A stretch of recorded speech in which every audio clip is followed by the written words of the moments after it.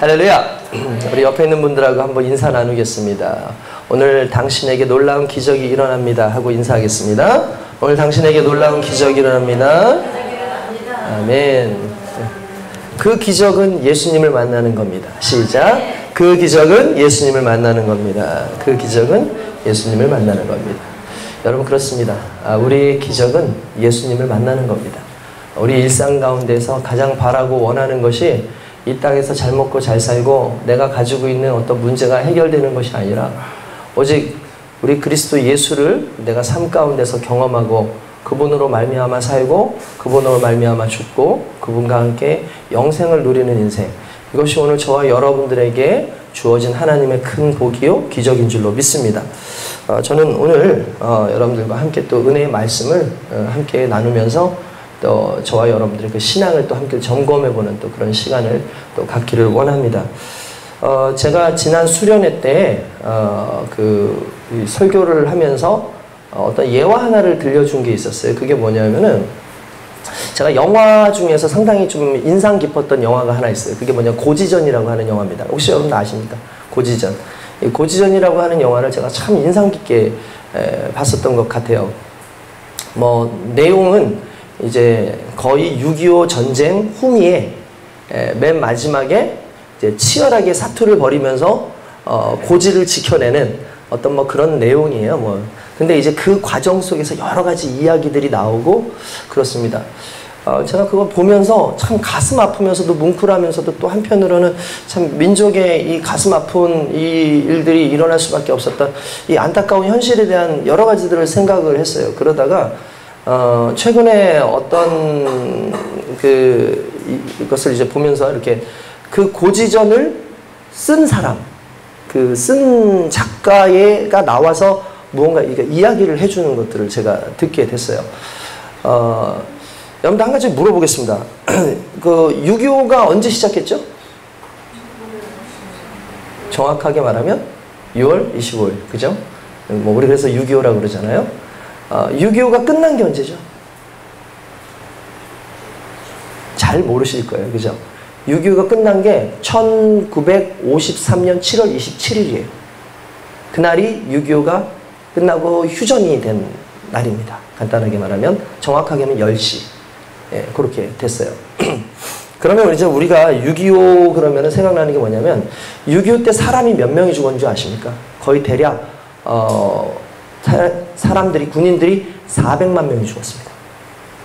어마어마한 거예요, 여러분. 400만 명이면. 진짜 이런 비극은 다시 일어나면 안 됩니다. 어떤 대통령이 그런 얘기를 했어요. 나는 우리 군인들이 총을 쏘지 않게끔 나라를 만들고 싶다. 나는 우리 군인들이 절대로 진격 앞으로 해서 전쟁을 하지 않는 그런 나라를 만들고 싶다. 그게 내 의무다라고 했던 오래전 참 존경하는 어떤 대통령이 그런 얘기를 하셨어요. 참 저는 그게 상당히 마음에 와닿는데, 여러분 전쟁이라는 건요, 이겨도 손해고 져도 손해입니다. 전쟁은 있으면 안 돼요. 우리가 최근에 뭐 6.25도 지나고 뭐 8.15 광복도 다 지났지만 그럼에도 불구하고 우리의 삶에 남아있는 일상의 생활 속에서 여전히 우리는 그 휴전의 어떤 그 위기 속에서 계속 살아가는 것 아니겠습니까?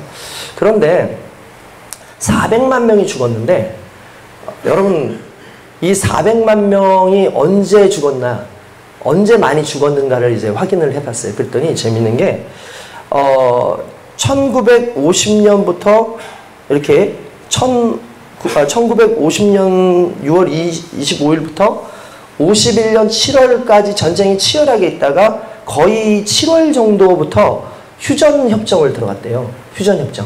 그러니까 이 북한에서도 보니까 안 되고 이제 남쪽에서도 이게 좀 전쟁을 좀 길게 하면 좀 힘들겠다 싶으니까 이제 휴전협정을 하는데 그러니까 이제 휴전협정을 하는데 51년부터 휴전협정을 하고 53년도에 휴전이 됐으니까 실제로 2년 동안 휴전협정을 한 거예요. 그 기간 동안 무려 700여 회의 그 휴전협정을 했어요.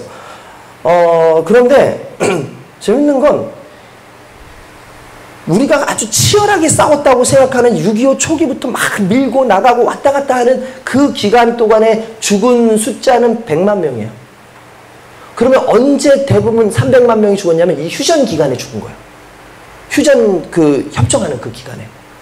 그러니까 우리는 치열하게 싸웠으니까 아주 처음 부분 막 이제 막 뭐 좀 올라갔다가 내려갔다가 막 하는 뭐 이렇게 뭐 이럴 때 싸워서 많이 죽었을 거라 생각했는데 그게 아니라 오히려 휴전을 하기 위해서 이렇게 회의하는 그 기간에 사람이 죽었다는 게 이게 상당히 참 이게 어떻게 보면은 아이러니한 일이죠. 이게 왜냐하면은 여러분 당시에 이제 고지를 점령한다는 게 이게 상당히 중요한 건데 고지를 점령하면 약 20-30km의 시야를 확보할 수 있대요. 그러니까 어떤 고지를 점령하면 그러니까 20-30km를 이렇게 고지를 이렇게 통해서 이렇게 볼 수가 있는 거예요. 그러니까 나중에 이제 고지전들을 해요. 고지. 그러니까 어떤 고지를 딱 점령하기 위해서 맨 위에 있는 꼭대기를 점령하기 위해서 막 엄청나게 막 이렇게 싸우는 거예요. 우리가 잘 알고 있는 그 백마고지라고 있지 않습니까? 백마고지가 24번이나 주인이 바뀌어요. 그 싸우는 동안에. 막 저녁에는 북한군들이 막 우세했다가 다시 막 낮에는 이제 우리 한국군이 가가지고 또 남한군이 가서 또 점령을 하고 뭐 이런 식으로 한 게 24회나 주인이 이렇게 막 바뀔 정도로 그렇게 됐어요. 그런데 우리가 1951년 11월에 군사분계선 합의가 됐어요. 근데 그 조항에 정말 안타까운 조항이 하나인데 그게 뭐냐면 그러나 30일 내로 휴전협정이 되지 않으면 그날 점령된 지역으로 군사분계선을 삼는다. 이렇게 돼 있어요. 이게 무슨 말이냐면 자 이제 앞으로 우리 휴전협정 할 거야. 근데 휴전협정을 하는데 그럼 군사분계선 우리가 어디까지 정하자고 얘기할 텐데 만약에 30일 이내에 이게 정해지지 않으면 이게 왜냐면 협정이 안 되잖아요. 우리 여기에 달라.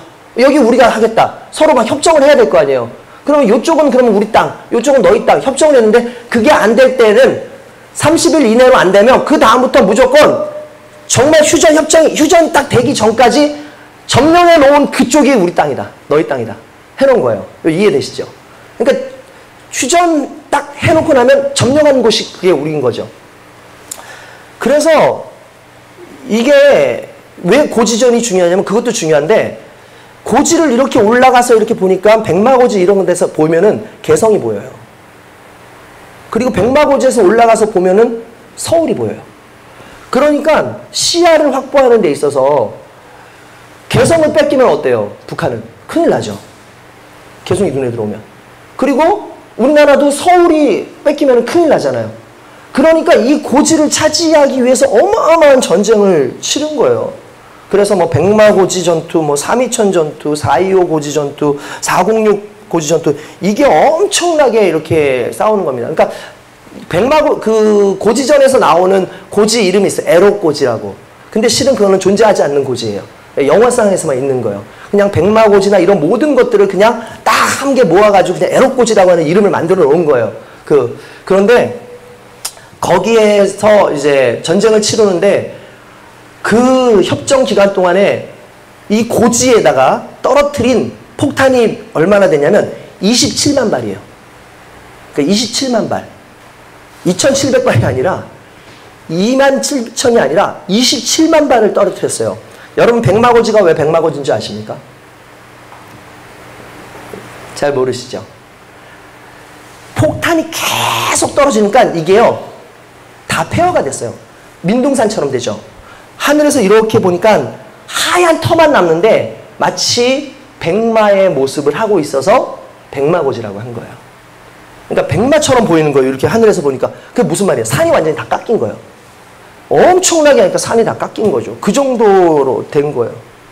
위에서 보면은 정말 27만 발의 막 폭탄이 떨어져가지고 그 고지, 그런데도 그 고지를 위해서 젊은 인생들 300만 명이 그때 다 죽은 거예요, 실은. 너무나 가슴 아픈 일인 거죠.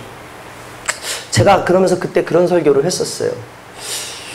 우리의 삶이 그런 식 같다. 무슨 말이냐면, 우리는 우리의 신앙생활이 어마어마하게 막 믿음의 싸움을 하고 막 하면서 거기에 막 투자를 해가지고 초기에 예수 믿는 거에서 막 은혜를 받는 그런 싸움 속에서 막 사람들 예수 증거하고 막 이런 싸움 속에서 어마어마한 전쟁이 일어났을 것 같은데 그게 아니라 보이지 않는 정말 휴전 같은 정말 세상을 살아가면서 하나님 나라에 가는, 예수 믿고 난 그 이후에 하나님 나라에 가는 그 모든 기간이 실은 어마어마한 싸움의 시간인 거예요. 우리에게는. 그 싸움의 시간을 견디고 그 싸움의 시간을 이겨내는 게 오늘 우리에게는 상당히 중요한 거죠. 휴전이라고 하는 그 시간 동안에 실은 어마어마한 싸움이 있었던 것처럼 우리가 예수를 믿고 하나님의 자녀로 삽니다. 이제 우리가 하늘나라에 올라갈 희망이 있습니다라는 그 과정 속에서 어마어마한 실은 싸움들이 일어나고 있고 어마어마한 피해가 있는 거예요. 그러니까 여러분 이 시간에 어떻게 보면은 우리의 믿음을 지켜나가야 되고 이 시간에 어마어마하게 우리가 하나님의 그 영광의 고지를 점령하기 위해서 싸우고 있는 거랑 똑같은 그런 시기다라는 생각이 들었어요. 제가 그분들 하는 이야기를 듣다 보니까 이분이 그래서 이제 백마고지나 이런 곳에서 살아남은 분들 있지 않습니까? 거의 다 죽었더래요, 보니까. 정말 살아남은 몇몇 사람들이 있어요. 실제로 그 고지전에도 영화를 보면은, 저는 지금도 생각나요. 이제 고지전에 이렇게 딱 있으면은 어떤 일정한 고지에 있으면 고지 아래에 이렇게 보면 이렇게 굴 같은 걸 파나요, 사람들이? 그러면 이제 얘네들이 알아. 조금 있으면 얘네들이 왔다가 또 얘네들이 가니까. 처음에는 가서 보니까 이제 북한군들이 뭘 묻어놨어. 보니까 이제 막 배병 같은 거 막 이런 걸 묻어놓고 해서 이게 뭐야 그러다가 조금 지나가지고 나중에 또 한국군이 가서 거기를 이렇게 보니까 뭐 하나가 들어있더래요. 그래서 야 이게 뭐야 해가지고 보니까 이렇게 병 하나가 들어있는데 보니까 술이야. 정종 같은 게 들어있는 거예요. 그러니까 한국 사람들이 야 이거 먹어야 돼 말아야 돼 이거 혹시 뭐 독탄 거 아니야? 막 그러다가 이 사람들이 어떤 사람이 에이 내가 독인지 아닌지 먹어볼게 뜨더니 막 마셔요. 술 먹고 싶어서 막 마셔요. 야 이거 진짜다. 그러니까 그 다음에 한국 군인들이 자기 담배들 있잖아요. 담배들을 이렇게 거기다 넣어놓고 싸우다가 또 나니까 북한 사람들이 또 거기 가서 그 담배를 또 피는 거예요. 그런 식으로 해서 거기에서 사람들끼리 서로 정이 오가는 거야. 간단하면서. 또 한국에서 유명한 그런 노래 있었어요. 뭐죠? 가랑비가 먼 날리는 뭐 전선의 뭐 아침 뭐 그런 무슨 노래가 있더라고요. 그러니까 그런 노래 같은 거 가사를 써가지고 이렇게 써놔요. 그러니까 이제 또 북한 사람들 오더니 야 이거 가사 좋다. 이거 어떤 거냐 해가지고 알아보더니 노래를 불러요. 그러다가 야 이제 휴전된대 라고 얘기를 해요. 그러니까 서로가 야 휴전된대 이제 우리 더 이상 전쟁 안 해도 돼 하는데 갑자기 그 다음에 나오는 게 뭐냐 휴전은 27일 오후 10시에 그대로 합니다. 그때부터 모든 전쟁은 이제 전쟁 행위는 할 수 없습니다 라고 했어요. 순간 사람들이 얼었어요. 왜 그럴까요? 며칠이 남은 거예요. 그럼 이제 이 사람들은 어떻게 해야 돼요? 고지를 차지해야 되는 거예요. 마지막에 그 마지막 날 하얗게 안개가 낍니다. 쫙 안개가 껴있고 이쪽에서도 저쪽에서도 긴장을 하죠. 왜냐하면 마지막 싸움이니까 모든 총력전이잖아요. 한 사람이 노래를 불러요. 가랑비가 흩날리는 전선에 그 노래를 어머님의 목소리 하면서 그 노래를 막 부르니까 북한 사람들 노래를 같이 불러요. 북한군, 남한군이 같이 노래를 막 부르는 거예요. 그리고 있다가 갑자기 안개가 쫙 걷어지는데 총소리가 딱 나니까 그 다음부터 막 총공세를 하기 시작하는 겁니다. 어마어마하게 공격을 막 하기 시작을 해요. 사람이 다 죽어요. 거기 있는 사람들이 다 죽어요. 왜 죽어야 되는지, 왜 살아야 되는지 모르고 그냥 명령에 의해서 죽고 명령에 의해서 사는 거예요. 막 살아나죠. 죽죠, 막. 그리고 나서 다 치열하게 다 죽어갔는데 주인공 한 사람하고 저쪽 주인공 한 사람이 어디서 만나냐면 우리 아까 전에 말씀드린 그 동굴 그 안에 들어가서 거기서 만나요. 거기 가서 이렇게 보니까 술이 이렇게 있고 그래요. 그걸 서로가 따라주면서 마시는 그때 담배를 한 대 딱 이렇게 피우는데 갑자기 무전에서 휴전. 이제 이 이후로는 아무도 적대 행위를 하지 말라. 라는 무전이 와요. 휴전이다. 두 사람이 갑자기 깔깔깔깔깔 웃어요. 엄청나게 웃어요. 그 웃음소리가 저는 잊혀지지 않는 게 뭐냐면 이 웃는 건 허탈한 웃음인 거예요. 이게 뭐라고? 지금까지 이렇게 싸웠나? 라고 하는 거죠. 그러면서 그 북한 군인이 순간 이제 힘을 다해서 그냥 이제 목숨이 이제 끝나는 어떤 그런 상황이 나와요. 많이 울었대요. 그걸 쓰면서. 그 작가가 그걸 쓰면서 엄청나게 많이 울었대요. 특별히 자기가 너무 힘들었던 게 뭐냐면 7.13 총공세라고 해서 엄청나게 그때부터 막 계속해서 전쟁을 치르는데 정말 총소리 자장가 삼아서 잘 정도로 그렇게 싸웠는데 7월 27일 10시 10분이 되니까 딱 진짜 고요하더래요. 총성이 다 멈추고 휴전 더 이상 정쟁을 하지 마라. 어떠한 도발도 하지 마라. 어떠한 약도 쓰지 마라. 이렇게 딱 나오는데 살아남은 한 사람을 만났어요. 그 사람이 얘기를 하는 거예요. 그 사람이 뭐냐면 갑자기 그 시끄럽던 총소리가 싹 거치면서 어마어마한 고요가 몰라왔다. 그 고요 뒤에 갑자기 풀벌레 소리가 들려왔다. 갑자기 바람 소리가 들려왔다. 나는 오열했다. 다 죽었어요. 자기 혼자 살아남는데 전쟁이 딱 끝나자마자 들리지 않았던 그 풀벌레 소리, 전쟁이 딱 끝나자마자 들리는 그 바람의 소리가 들려오는 그 순간에 엄청나게 오열했다는 거예요. 저는 그게 계속 기억에 남아요. 그러더니 무섭더래요. 갑자기 그 분위기가 무섭더래요. 근데 갑자기 저쪽에서 한 사람이 흰 천을 들고 막 흔들더라는 거예요. 보니까 우리나라 그 군인은 아니야. 중공군이야. 중공군. 그러니까 우리 지금으로 하면 중국 했잖아. 중공군이 막 이렇게 들더래요. 그러면서 손짓으로 오라고 그렇게 손짓을 하더라는 거예요. 오라고 손짓을 하더래요. 그러니까 이 사람이 갈까 말까 해서 용기를 내서 어차피 다 없고 중공군도 보니까 한 명이 딱 그렇게 있는데 딱 갔더니 그 사람이 자기를 보더니 이렇게 잔을 하나 꺼내주더래요. 그러면서 이렇게 빼갈 있잖아요. 빼갈을 이렇게 따라주더래요. 마시라고. 그래서 한 잔 마시니까 끌어안아 주더래요. 그래서 이렇게 얘기해드려요. 축하한다. 너 살아남았다. 축하한다. 너 살아남았다. 살아남은 걸 축하한다. 그 이야기를 들으면서 오열을 했대요. 이 작가가. 너 살아남은 거 축하한다.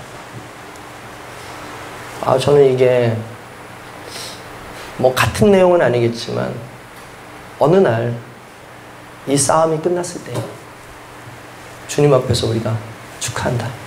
너 믿음의 싸움 가운데서 너 살아남았어. 너 믿음의 싸움 가운데 살아남았구나. 정말 이 힘든 과정 속에서 정말 별거 아닌 것 같지만 그 지루한 그 긴 싸움 속에서 너 살아남은 것을 축하한다라고 우리 주님께서는 그렇게 말씀하지 않을까라는 그런 생각이 들더라고요. 여러분, 우리가 그 싸움을 싸우고 있는 겁니다. 모양은 다르지만 끊임없이 우리 믿음을 지키기 위해서, 믿음을 놓치면 안 되기 때문에 그리스도 예수를 붙잡기 위해서 싸우는 그 싸움 속에서 우리가 살아가는 거거든요. 그 싸움에서 절대로 지지 않으시기 바랍니다. 그 싸움에서 밀릴 수는 있겠지만 최후의 그 고지를 탈환하는 건 저와 여러분이 될 줄로 믿습니다. 그러기 위해서 목표가 있어야 돼요. 목적이 있어야 돼요. 그 목적과 목표가 뭐겠습니까? 예수 그리스도고 그리스도의 부활이 저와 여러분들의 목적이 되어야 될 줄로 믿습니다. 결국 성경에서 끊임없이 말하는 게 뭐냐? 부활의 사건이에요. 오늘 요한복음을 보면 됩니다. 여러분, 요한복음 그러면 여러분들 요한의 그 요한 사도의 사도 요한의 이 성경이라고 내용을 알고 있지만 사도 요한이 상당히 글을 잘 쓰는 사람입니다.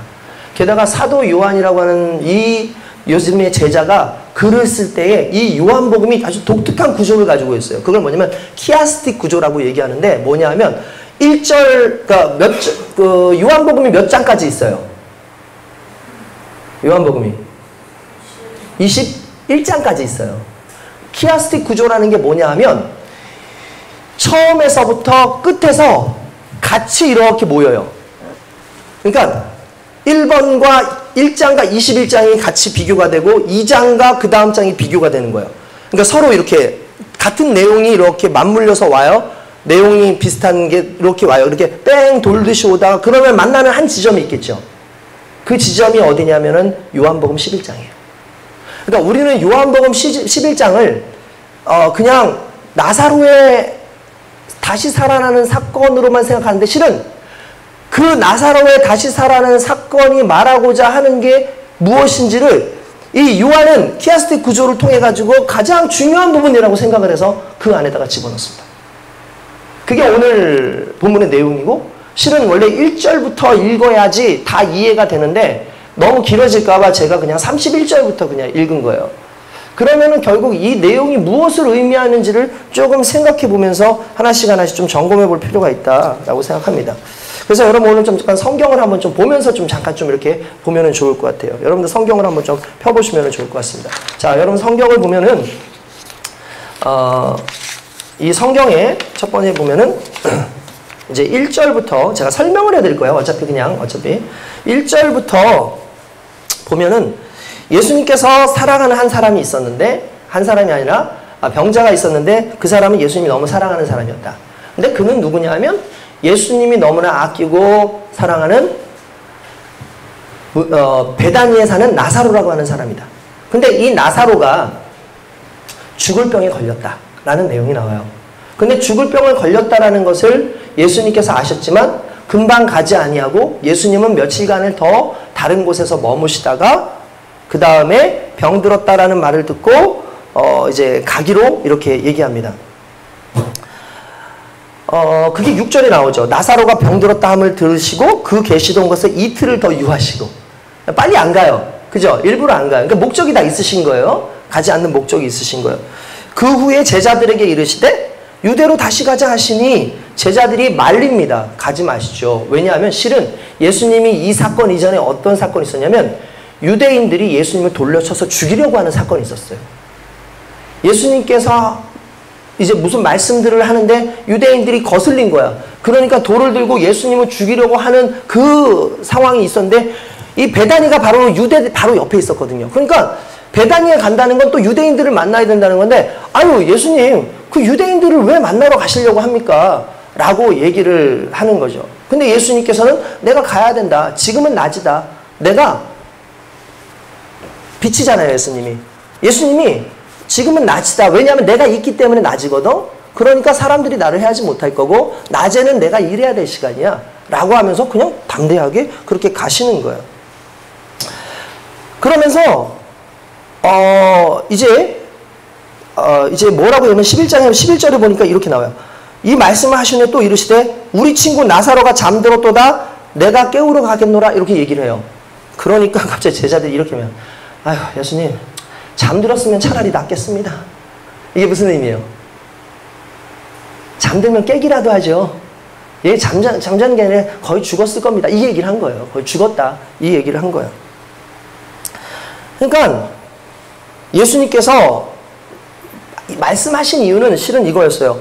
예수님은 13절에 딱 나와요. 그 말을 한 이유는 예수님은 그의 죽음을 가리켜 말씀하신 것이다. 예수님의 죽음이 마치 잠자는 것 같아서 죽었지만 3일 후에 다시 살아나시잖아요. 죽음은 영원성을 가지고 있죠. 근데 잠은 일시적이죠. 예수님은 당신이 바라보는 신자의 죽음을 잠으로 설정했어요. 신자가 죽는 것은 영원한 죽음이 아니라 일시적으로 잠자는 거다라고 얘기를 하는 거죠. 그래서 그 잠잔다라는 말로 이 나사로를 비유하고 예수님이 그렇게 하실 것에 대해서 이야기를 하신 거예요. 그리고 난 다음에 다시 얘기하십니다. 예수님께서 자 밝혀 이르시되 나사로가 죽었느니라. 누구의 입장에서 설명해 주는 거예요? 실제로 나사로의 입장도 되지만 제자들의 이해의 입장에서 얘기를 해주시는 거예요. 근데 이렇게 얘기합니다. 중요한 거예요. 15절 같이 읽읍시다. 시작. 내가 거기 있지 아니한 것을 너희를 위하여 기뻐하노니 이는 너희로 믿게 하려 함이라. 그러나 그에게로 가자 하니라. 자 보세요. 예수님께서 지금 이 죽음의 사건에 머물러 있는 이 제자들에게 나 오히려 이걸 기뻐한다. 왜냐하면 이것을 통해서 너희가 믿음을 발견하게 될 거야 라고 말씀하시는 거예요. 그러니까 예수님의 동행, 예수님의 삶의 모든 상황 속에 한 가지 우리가 기억해야 되면 그분은 목적이 있으시다는 거예요. 여러분들이 예수님과 함께 살고 있습니까? 여러분들은 예수님과 함께 동행하고 있습니까? 그럼 여러분들은 예수님을 따라서 예수님을 믿고 의지하고 있습니까? 그렇다면 한 가지를 알아야 돼요. 예수님이 하는 모든 행동엔 목적이 있으시다는 거예요. 그 말은 여러분들이 살고 있는 이 삶에는 반드시 목적이 있다는 거예요. 그러니까 여러분들이 예수님과 함께 살아가고 있는데 발생되는 고난, 환난 또는 수많은 문제들은 그냥 문제로서 접하는 것이 아니라 주님의 목적이 있기 때문에 주어지는 것이라는 거죠. 그리고 그것들은 반드시 우리의 믿음 그 이상으로 넘어가게 하는 놀라운 하나님의 은혜와 예수 그리스도의 말씀의 능력이 그 안에 숨어 있다는 사실이에요. 그 말은 무슨 말이냐? 여러분 지금의 고난을 고난으로 여기지 마십시오. 여러분 지금의 아픔을 아픔으로 여기지 마시고 지금의 어려운 상황을 어려운 것이라고만 생각하지 말고 하나님께서 나를 위해서 예수님께서 함께하는 내가 예수님이 계획하시고 뜻하신 그 목적을 향해서 달려가는 하나의 발걸음이라고 생각하시라는 거예요. 할렐루야. 할렐루야. 아멘. 그렇습니다. 그렇게 해서 예수님께서 가십니다. 17절에 보니까 이런 얘기가 나와요. 나사로가 무덤에 있은지 이미 나으리라. 그러니까 예수님께서 딱 베다니에 도착해서 아직 마을로 들어가지 않으셨고 마을 어귀에 딱 서 있는데 예수님이 딱 있는 그 순간에 이미 죽은 지가 며칠이에요? 나흘이에요. 여러분 나흘이라는 말이 상당히 중요한 의미예요. 왜 그러냐면 예수님이 나흘이라는 말을 쓰셨고 나중에 가면 문 열어 돌 좀 옮겨놔 그랬더니 마리아가 죽은 지 나흘입니다 라는 말을 써요. 그러면 나흘이라는 게 도대체 어떤 의미가 있길래 나흘이라는 말을 쓸까? 유대인들은 사람이 죽으면 그 영혼이 사흘 동안, 며칠 동안? 사흘 동안 그 시체에게 붙어 있다고 생각을 했어요. 그래서 미드라시라든지 이런 그 당시에 그 사람들이 성경 말고 다른 써놓은 어떤 유대인들의 그 경전에는 사흘 동안 장례를 치르고 나흘째 가서 이렇게 하게끔 한 거예요. 그러니까 사흘인데 나흘이야. 그건 무엇을 의미하는 건가요? 완전한 죽음. 그러니까 예수님의 목적은 나흘이 왜 중요하냐면 나사로가 죽어야 돼요. 그리고 죽은 게 확실해야 돼요. 여러분 생각해 보세요. 이단들이 처음에 영지주의자 이단들이 나타났을 때 또는 유대인들의 이단들이 나타났을 때 예수님에 대한 안 좋은 소문 중에 하나가 이거였어요. 예수님이 실은 죽은 게 아니었다. 잠깐 기절했다가 살아난 거다. 깨어난 거다. 그러면 여러분 우리의 구원관에서 문제가 있어요? 없어요? 우리의 구원관에 문제가 생겨요? 안 생겨요? 생기죠. 왜냐하면 예수님이 죽었다가 부활을 하셔야 죽음을 이기고 생명이 오는 거예요. 근데 예수님이 기절을 하셨으면 죽음은 상관이 없는 거예요. 그렇게. 그러니까 예수님은 반드시 죽어야지 부활의 은혜가 우리에게 영향을 끼치는 거잖아요. 우리에게. 우리도 죽고 예수님이 부활하셨다는 게 되는데 예수님이 기절하셨다 그러면 우리도 같이 기절했으니까 이거는 뭐 죽은 게 아니에요. 내가 예수님과 죽은 게 아닌단 말이에요. 그러니까 부활의 사건은 전제돼야 되는 게 뭐냐? 완전한 죽음이에요. 그러니까 이 나사로가 나흘이 됐다라는 건 의학적으로도 완벽하게 죽었다라는 걸 의미하는 거고 전통적으로도 완벽하게 죽었다는 걸 의미하는 거예요. 이걸 다시 한번 꺼집어낸 거예요. 완전히 죽었어. 소망이 없어. 희망이 없어. 이렇게 얘기합니다. 그때에 예수님이 오셨다라는 소문을 듣고 멀리에서부터 오리쯤 되는 거. 자, 1, 2가 여러분 심리가 몇 킬로죠? 4킬로죠. 4킬로. 그죠? 심리가 4킬로예요. 맞을 거예요. 그러면 오리면 2kg 정도 되겠죠. 그러면은 5kg 정도, 그러니까 2kg 정도 떨어져 있는데 예수님이 계셨는데 예수님이 오셨다는 이야기고 마르다가 달려와요. 저는 여기에서 마르다의 성격을 알 수 있어요. 여러분, 그 예수님을 대접했던 두 사람 하면 생각나는 게 있죠. 마르다와 마리아예요. 마르다는 활동적인 사람이에요. 매우 활동적인 사람이에요. 예수님 오셨대! 그러니까, 그래! 하면서 2km를 달려와가지고 예수님을 명접해요. 근데 성경에 보니까 이렇게 나와요. 그런데 마리아는 집에 있더라. 이 내용이 나와요. 근데 예수님 당시에도 예수님이 딱 그 집에 갔을 때에도 예전에 어떤 일이 있었냐면 분주하게 움직이는 한 사람이 있었으니 그가 누구였을까요? 마르다였어요. 마르다는 계속해서 예수님 먹을 것을 준비하기 위해서 애써가지고 막 이러는 사람이었어요. 그러니까 이미 성격상으로도 마르다라는 사람은 그냥 있는 사람은 아니라는 걸 알 수 있어. 근데 마리아는 상당히 조용한 사람이에요. 예수님이 설교하실 때 그 아래서 설교 듣고 있었어요. 그러니까 마르다가 화가 나가지고 그러죠. 예수님, 마리아로 와가지고 나 좀 돕게 좀 해주세요. 왜 저기 앉아가지고 지 혼자만 듣고 있어요? 그러니까 예수님께서, 야, 너는 나를 대접하는 걸 좋게 여겼으니 네 일을 하고, 얘는 내 말을 듣는 걸 좋게 여겼으니 난 그것도 족하다. 그러니까 그냥 이것 때문에 화내지 마 라고 얘기해요. 저는 이 속에서 예수님 마음을 느껴요. 예수님은 가리지 않고 사랑해요. 열심히 일하는 사람도 사랑하고, 조용하지만 묵묵하지만 뒤에서 주님을 따라가겠다고 하는 사람들도 사랑해요. 교회 안에서는 수많은 사람들이 존재하는데 이 사람은 그렇게 행동하지 않기 때문에 문제가 있는 것이고, 이 사람은 또 그렇게 말씀을 듣지 않기 때문에 문제가 있는 것이고 라고 얘기를 해버리기 시작하면 예수님의 그 사랑의 폭을 좁게 만드는 거예요. 그래서 예수님은 우리를 모두 사랑하십니다. 할렐루야. 마르다가 와가지고 그렇게 있어요. 그러니까 예수님께서 마르다를 보고 난 다음에 반갑긴 한데 마르다가 오자마자 그래요. 아, 예수님이 계셨다면 우리 오빠가 죽지 않았을 텐데 예수님이 여기 계시지 않아가지고 우리 오빠가 죽었습니다 라고 이렇게 우는 거예요. 그러면서도 그러나 이제라도 주께서 무엇인가 하실 줄을 믿습니다 라는 말이 22절에 나와요. 그런데 여러분, 실은 이 말을 그러면 이제 죽은 자를 살린다는 뜻이었나? 또 그게 아니라는 걸 알 수 있는 게, 그냥 말로는 잘했어. 말로는 진짜 잘했어요. 그런데 그 다음에 뭐라고 얘기하면은 예수님께서 이렇게 얘기해요. 예수께서 이제 네 오라비가 다시 살 거다 라고 얘기해요. 뭐라고 했어요? 네 오라비가 다시 살리라 라고 얘기해요. 그런데 갑자기 마르다가, 그럼요, 마지막 때에는 다 부활할 줄로 믿습니다. 무슨 말이에요? 지금은 아니고요, 나중에서. 여러분, 우리가 갖는 신앙생활 중에서 하나가 그런 거죠. 언젠가는 하나님께서 내 소원을 들어주시겠지. 언젠가는 하나님께서 내가 기도하는 걸 이루어 주시겠지. 근데 여러분, 그걸 아셔야 됩니다. 내 소원을 언젠가는 이루어 주실지가 목적이 아니고요, 우리는요 지금 이 삶을 사는 게 하나님의 뜻이에요. 지금 살아가고 있는 거, 하루하루를 살아가고 있는 게 실은 나의 뜻과는 별개로 하나님이 계획하신 삶이에요. 그러니까 나는 이걸 원하는데 그거 만약에 나중에 일어난다고 하면 그게 하나님과의 나의 삶이 아니라, 하나님은 그게 이루어지지 않아도 지금 나의 그 삶을 살게끔 하시는 게 목적이시거든요. 근데 우리는 뭔가 이루어지면 그걸 이뤘다고 생각해요. 뭔가 잘 되면 하나님께서 지금까지 연단하게 하셨구나, 지금까지 고민하게 하셨구나, 지금까지 기도하게 하셨구나, 그래서 이렇게 이루어질 거야. 착각이에요. 그게 아니라 지금 내가 이렇게 고난당하고 사는 게 그냥 그게 하나님께서 원하시는 삶이셨던 거예요. 내가 원하는 게 이루어졌으니까 지금까지는 그냥 하나의 과정이고 이게 목적이었던 것처럼 착각하지 말고, 지금 이 순간 이루어지든 안 이루어지든 지금 내가 살아가는 이 순간이 하나님께서 원하시는 순간이고 하나님 안에서 이겨내는 순간인 거예요.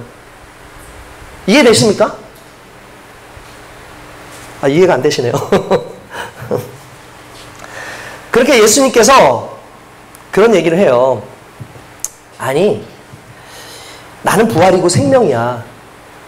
나를 믿는 자는 죽어도 살겠고 무릇 살아서 나를 믿는 자는 영원히 죽지 않을 거야. 이건 네가 믿니? 라고 하니까 내가 믿나이다 라고 이야기를 해요. 자, 여기까지. 일단 여기까지. 그리고 난 다음에 예수님께서 막 발걸음을 옮기셨어요. 그래서 딱 발걸음을 옮기시기 전에 갑자기 그래요. 야, 마리아는 어디 있니? 집에 있습니다. 마리아 좀 오라 그래.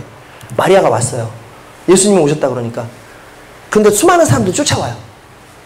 예수님, 저 사람이 그냥 마리아가 예수님을 만나러 간 게 아니라 오빠 그 무덤 앞에서 곡하러 가는구나 해가지고 사람들이 같이 와가지고 가는데 마리아가 예수님을 만난 거예요.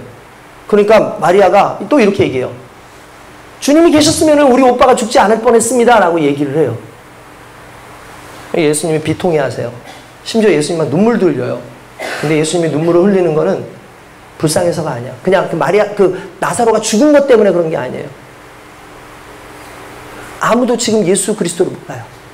아무도 예수 그리스도께서 평소에 하셨던 말씀 몰라요. 아무도 예수님의 능력을 믿지 않아요. 예수님과 함께 했는데 예수님과 함께 하지 않아요. 예수님과 함께 하는데 예수님을 믿지 않아요. 예수님과 함께하고 예수님의 은혜를 알고 예수님이 어떤 분인지 아는데도 실은 믿지 않고 살아가는 크리스찬들인 거예요. 여러분들도 마찬가지예요. 여러분들도 예수님과 함께하고 있고 하나님과 함께하는데 실은 하나님을 믿지 않아요. 실은 예수님을 믿지 않아요.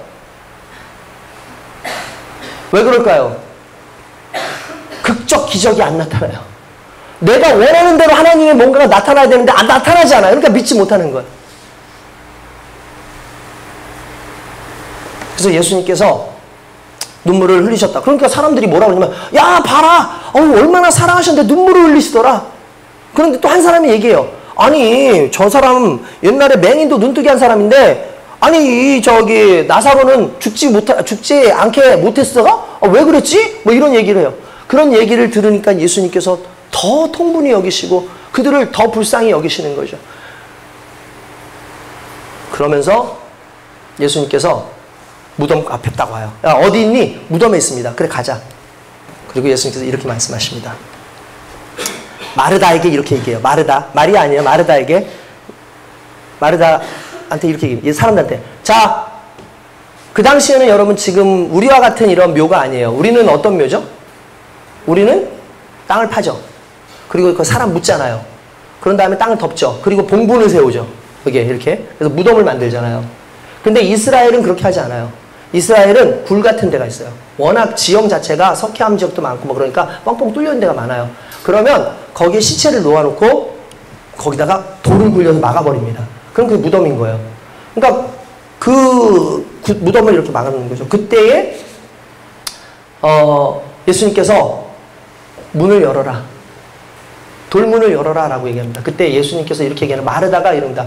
죽은 지 나흘이 되었으면 여기도 나흘이 나오죠. 죽은 지 완전히 죽어서 나흘이 되었기 때문에 이제 부패가 시작해가지고 썩는 냄새가 진동합니다. 라고 얘기합니다. 그때 하셨던 말씀. 예수님 유명한 말씀이에요. 같이 한번 40절 읽어봅시다. 시작 40절 준비됐죠? 시작. 예수께서 이르시되 내 말이 내가 믿으면 하나님의 영광을 보리라 하지 아니하였느냐 하시니. 할렐루야. 네가 믿으면 내 말이 네가 믿으면 하나님의 영광을 본다고 마르다야 내가 너한테 얘기하지 않았니? 그냥 우리가 이렇게만 보면 안 돼요. 이거 예수님 말씀하셨어요? 안 하셨어요? 하셨어요. 26절 보세요. 25절 다시 올라갑니다. 25절로 갑니다. 25절에 가면 마르다가 실은 한 말들 나중에 부활할 겁니다. 뭐 이럴 겁니다. 저럴 겁니다. 실은 그건 다 교리적인 이야기예요. 당시에 유대교 교리 그리고 당시에 내려오는 사람들이 하던 말들 이런 모든 것들이 다 그때 나온 거예요. 근데 예수님은 그런 거 한참 듣고 뭐 얘기 안 해요. 그냥 무슨 얘기 안 해요. 그냥 이렇게 얘기해요. 야 내가 부활이고 내가 생명이야. 믿는 자는 죽어도 살겠고 무릇 살아서 믿는 자는 영원히 죽지 않을 거야. 너 믿어? 라고 얘기하니까 그때 27절에 마르다가 뭐라 그랬어요? 이르되 주여 그러하외다. 그쵸? 근데 39절에 마르다는 뭐라고 얘기해요? 주여 죽은 지가 나흘이 되면 벌써 냄새가 나나이다. 열지 마세요. 라고 열지 마세요. 이게 우리의 모습이야. 예수님 믿습니다.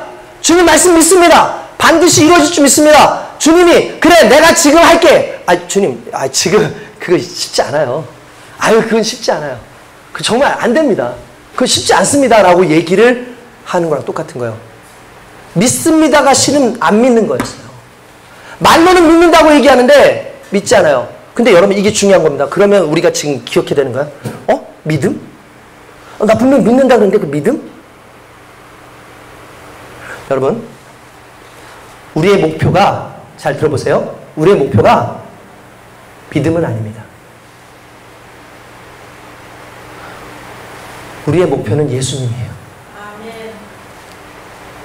믿음이 우리를 구원하지 않습니다. 믿음으로 구원은 받습니다. 이걸 하영조 목사님이라는 분이 이런 식으로 표현을 했어요. 믿음은 우리가 물을 먹을 때 믿음이 물은 아니에요. 그런데 물을 먹기 위해선 그릇이 필요하잖아요. 떠먹을 그릇이 필요하잖아요. 이런 수레같이 올려야 되는 그 당시에는 이렇게 우물에서 물을 꺼내려면 이제 돌을 해가지고 막 해가지고 올려야 된단 말이에요. 그 그릇이 필요하겠죠. 믿음이 그 그릇인 거예요. 그러면 많은 사람들이 믿음만 있으면 돼 하는데 믿음은 있는데 믿음 안에 예수가 없는 거예요. 오늘 이게 드러나는 상황인 거예요. 믿음 안에 예수가 없다. 그러니까 목표가 믿음까지 줬어. 열심히 믿어. 신앙생활 최선을 다해서 했어. 내가 정말 헌금도 많이 하고 봉사도 많이 했어. 여러분 한 가지만 아십시오. 시험은 왜 드느냐? 예수가 없어서 시험 드는 거예요. 믿음은 있는데 예수가 없으니까 시험이 드는 거예요. 내가 열심히 했는데 왜 안 되는 거야? 왜 이 사람들은 이렇게 믿음이 다 엉터리인 거야? 왜 이런 식으로 비판하고 원망하고 불평하는 거? 실은 믿음은 있는데 믿음이 없어서가 아니야. 믿음은 있는데 믿음 안에 예수가 없는 거예요. 마르다도 그런 거예요. 믿습니다.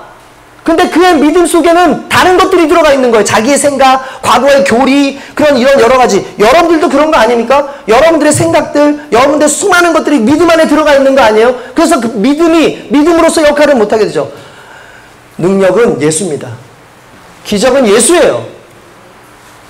능력은 하나님의 말씀입니다.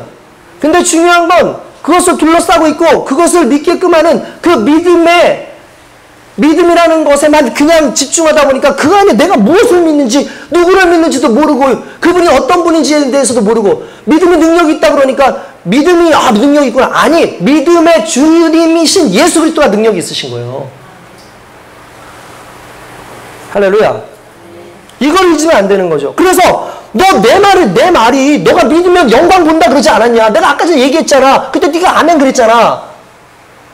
그 믿음 어디 갔어? 오늘 우리에게 그걸 묻는 거예요. 그리고 나서 그 얘기를 하니까 곧 돌을 굴렸어요. 돌을 굴리고 난 다음에 예수님께서 기도하시죠. 하나님, 언제나 아버지 제 기도를 언제나 들으신 줄 압니다. 그런데 이제는 이들을 위함입니다. 이들에게 믿음을 주기 위해서 그렇습니다. 어떤 믿음? 부활의 믿음, 예수 그리스도의 능력의 믿음. 지금까지는 이 사람들은 그냥 자기 생각대로 살았어요.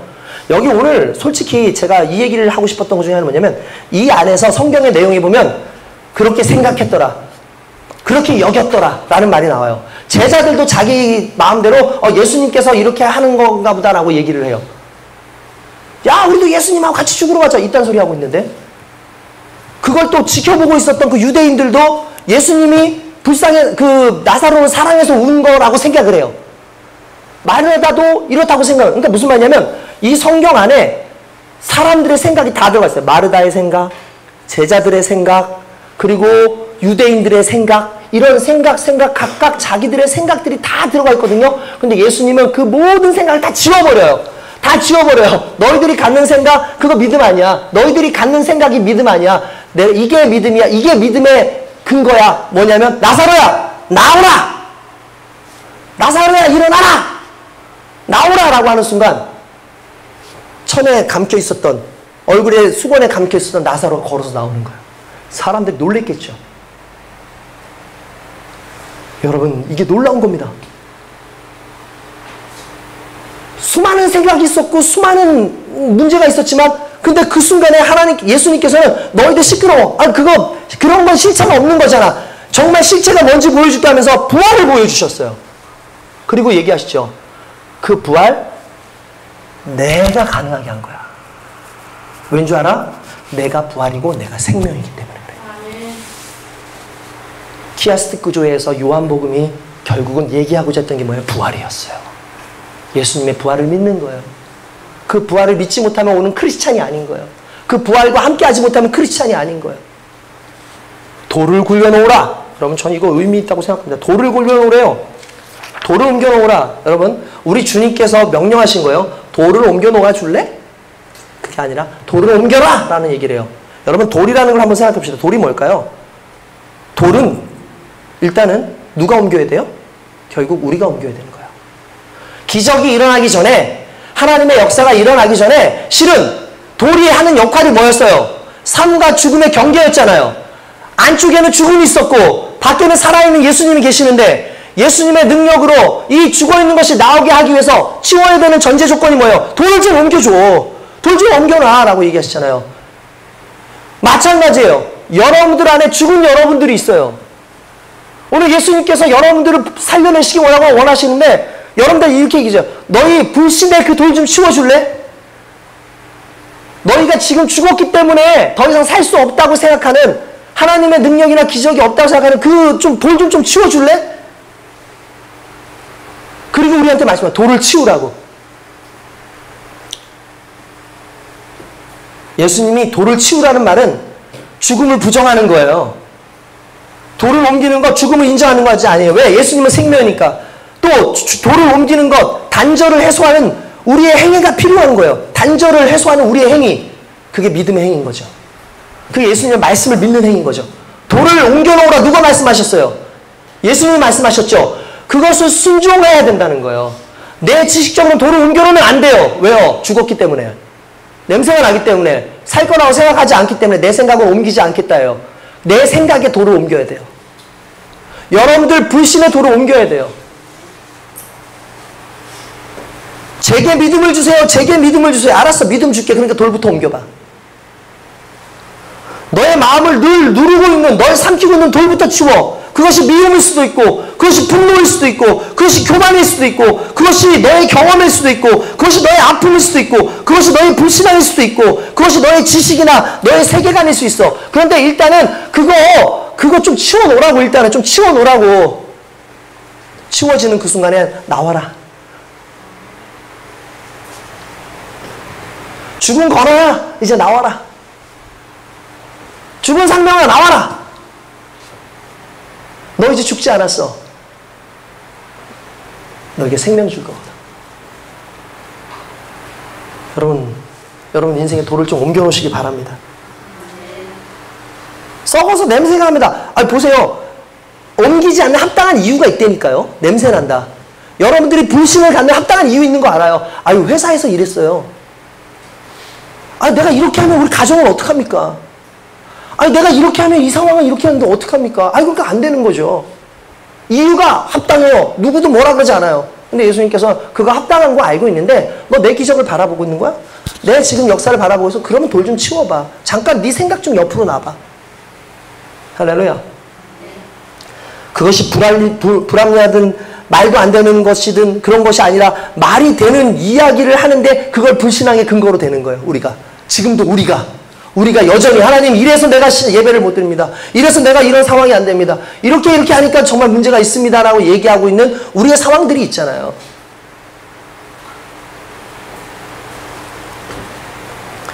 그때 주님 뭐랍니까? 내 말이 네가 믿으면 하나님의 영광을 보리라 하지 않았느냐. 나를 믿니? 라고 말하는 거죠. 여러분 주님을 믿으십니까? 아멘. 그 아멘이 정말입니까?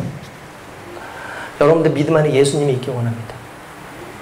그 믿음 안에 예수가 있기 원합니다. 예수를 믿으세요. 예수를 믿으세요. 예수의 말씀을 믿으세요. 지금 여러분들 살리겠다고 하는 그 예수의 말씀. 그리고 난 다음에 예수께서 이렇게 말씀합니다. 딱 나가지고 딱이 나오니까 풀어놓아 다니게 하라. 무슨 말입니까? 죽은 자의 형태로 있게 하지 마. 죽은 자의 상태로 살게 하지 마. 산자처럼 이제 살게 해줘. 저는 그리스도의 부활을 경험한 우리인데 여전히 죽음 가운데서 살고 있는 우리를 또 봐요. 예수님으로 말미암아 우리가 구원받았는데 여전히 우리의 삶의 형태는 챙챙챙챙 죽은 자처럼 동요매고 살아요. 인생의 걱정, 앞으로의 삶의 문제, 과거의 제약들, 나의 모든 수많은 안타까운 아픔들, 이런 모든 것들로 그 죽음의 것들을 나의 살아있는데 동동동동 매어 있어요. 주님께서 이렇게 말하죠. 풀어놓아 다니게 하라. 결국 고난, 죽음을 통해서 주님은 그걸 직시하는 게 아니라 그 뒤에 있는 부활을 보게 하시는 거예요. 그게 오늘 우리에게 있는 것이고 그게 믿음인 거죠. 할렐루야. 박연선 목사님이라고 계십니다. 유명한 목사님이에요. 남포교회라는 곳에서 하시는 원로 목사님이신데 이분이 나이가 상당히 많으신데 얼마 전에 그분이 그 설교를 하는 걸 제가 들었어요. 욥이라고 하는 사람이 친구들이 옵니다. 이렇게 얘기해요. 야, 너 빨리 회개해. 너가 죄가 있으니까 지금 이렇게 고난이 오는 거 아니야. 그러니까 빨리 회개해라고 얘기를 하는데 욥이 그래요. 나 죄 없어. 나 지금 죄가 없다고. 왜 자꾸 나를 힘들게 하는 거야? 그때 이렇게 얘기했던 걸 고스란히 하나님께 해요. 하나님, 저 죄가 없어요. 저 문제가 없어요. 근데 왜 나한테 이런 고난이 오게 하시고 왜 내게 이런 일들이 있게 하시는 겁니까? 라고 얘기하는 순간에 하나님께서 상냥하게 네가 고난받는 이유는 내 뜻을 이해하기 위한 거고 네가 고난받는 거는 이렇게 하려고 하는 거고 고난받으려는 거는 이렇게 하는 거야 라고 말씀하지 않고 갑자기 창조 이야기를 하세요. 야, 내가 세상을 만들 때 너 어디 있었어? 존재하지도 않은 것이. 내가 세상을 만들 때 네가 그거 봤어? 내가 세상을 만들 때 네가 봤어? 그때 존재하지도 않았잖아. 너 세상에 대해서 네가 뭘 알아?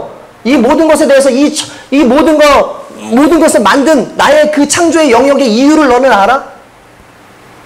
너 모르지? 넌 지금 머물러 있는 그곳에서부터 창조의 영역으로 와야 돼. 이게 여러분 무슨 말인지 아세요? 이 욥은 도덕법적으로 깨끗한 사람이에요. 내가 도덕적으로 문제 없었고 큰 죄를 짓지도 않았고 어떤 문제도 없었어요. 그러니까 나는 보상을 받아야 되는데 하나님은 그런 건 이유가 없어. 너가 거기에 머물러 있으면 너는 도덕법에 의해서 살아가는 사람인데 너가 창조의 영역으로 올라오게 되면 그때부턴 무에서 유를 창조하는 원리를 알게 되고 이 세상 속에서 하나님이 무엇을 기뻐하는지를 알게 돼. 더 이상 그 보상이라는 것이 의미가 없어. 너를 힘들게 했던 그것을 용서할 수 있는 그 영역. 너가 이해되지 않아서 분노하는 그 영역이 아니라 그걸 뛰어넘어서 하나님의 사랑 안에 들어가는 영역을 너는 알게 돼. 그 순간에 욥이 깨달으면서 내가 이전에는 귀로만 듣더니 이젠 내가 하나님을 봅니다. 무슨 말입니까? 창조의 하나님을 발견하는 거야. 도덕법 안에 있는 어떤 일정한 그 형식 안에 있는 내 삶의 그냥 나의 의로움 안에서 나를 봤던 내가 아무것도 아니었구나. 나는 여기에 머무는 존재가 되는 게 아니라 그 이상에 있는 하나님의 뜻과 하나님이 원하시는 게 뭔지 하나님의 그 세상의 영역 속에서 내가 살아야 되는 거를 얘기한다는 거죠. 죽음이라는 게 그런 거예요. 나사로의 사건이라는 게 그런 거예요. 그 영역에 머무는 게 아니라 부활의 영역으로 가고 믿음의 영역에 머무는 것이 아니라 믿음이 말하고자 하는 예수 그리스도의 영역으로 가고 사람들의 교리가 말하는 게 아니라 하나님의 말씀의 영역으로 가서 그 안에서 하나님을 발견하는 우리의 신앙인. 그게 수많은 고지전처럼 긴 시간 동안 우리가 싸울 수 있는 힘이 되는 거야. 오늘 저와 여러분들이 그렇게 되길 원합니다. 아멘.